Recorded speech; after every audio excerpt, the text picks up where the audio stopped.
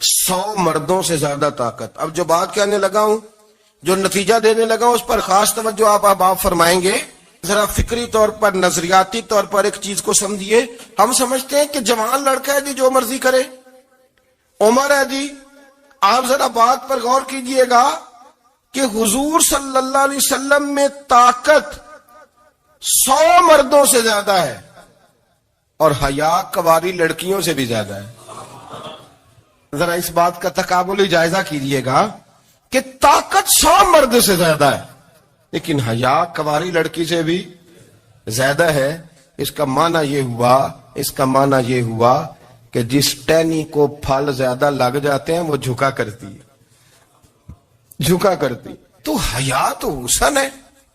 حیا تو آپ کو پاک صاف کرے گا، حیا تو آپ کو نرالا کرے گا، انوکھا کرے گا. وہ ہمارے ایک دانشور ہیں، تو مضمون لکھا، کئی باتیں بڑی پسند آتی ہیں. وہ کہتے ہیں کہ میری اہلیہ، ان کو بھی کسی نے مس گائیڈ کر دیا تھا، حالانکہ اچھی خاتون ہے، کسی نے مس گائیڈ کر دیا. تو وہ بھی سماجی اور ویلفیئر، اور یہ خواتین کو شوق ہوتا نا بننے کا، تو وہ بھی سماج کے اندر اچھا مقام تلاش کرنے کے موڈ میں آ گئی. تو کئی ایک دن جانا تھا تو بڑی بن سور کے میرے ساتھ وہ گاڑی میں بیٹھ گئی. تو میں گاڑی میں، عورتوں کو یہ بھی مسئلہ ہوتا ہے نا کہ ہماری تعریف کرو، تو کئی دفعہ بعد مردوں بیچاروں کو جھوٹ بولنا پڑتا ہے، تو زبردستی کراتی ہیں نا جی. تو اس میں گنجائش بھی دی ہے شریعت نے گنجائش دی ہے کہ کبھی بیوی کو راضی کرنے کے لیے خلاف واقعہ بات کرنی پڑے تو کر لینی چاہیے. تو وہ کراتی بھی ہیں. 3 موقع پر خلاف واقعہ بات کرنے کی اجازت ہے. واقعے کے خلاف بھی آپ بات کر سکتے ہیں. جنگ کے موقع پر 2 لوگوں کو صلح کرانے کے لیے اور بیوی کو راضی کرنے کے لیے کر لیں کوئی ایسی بات، بے شک اپنی طبیعت پہ جبر کر کے کر لے، گنجائش ہے، اجازت ہے.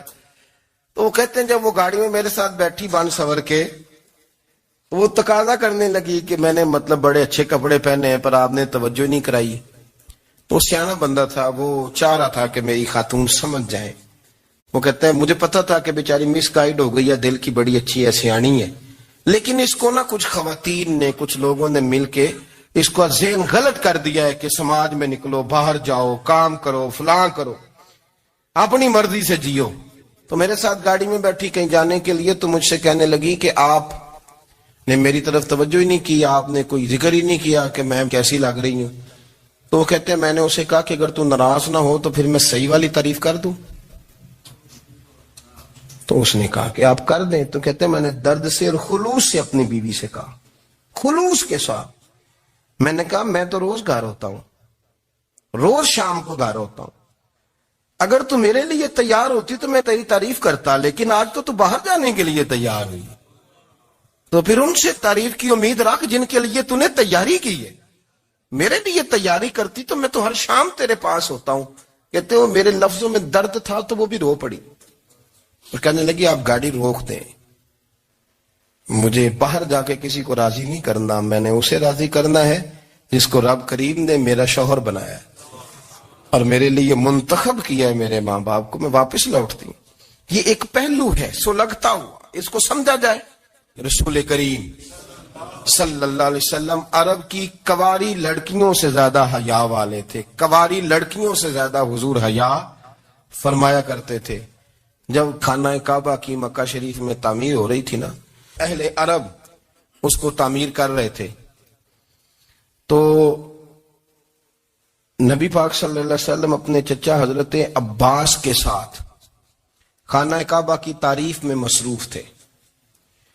تو عرب کے لوگ چونکہ لمبا کرتا پہنتے تھے پیروں تک، تو نیچے اگر کسی وقت کوئی چیز نہیں بھی ہوتی تھی تو کسی کو وہ نظر نہیں آتی تھی، چونکہ پردہ رہتا تھا، لمبا کرتا پہنا ہوا ہوتا تھا.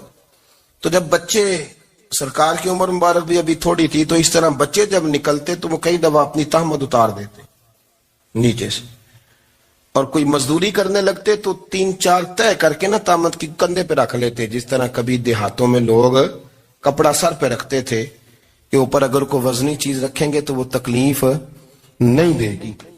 نبی پاک صلی اللہ علیہ وسلم بھی سب لوگوں کے ساتھ خانہ کعبہ کی تعمیر میں شامل تھے. تو حضرت عباس رضی اللہ تعالیٰ عنہ نے کہا حضور سے، ابھی اللہ نے نبوت بھی نہیں فرمایا تھا، بھتیجے آپ بھی تہمت اتاریے. یہ صحیح مسلم میں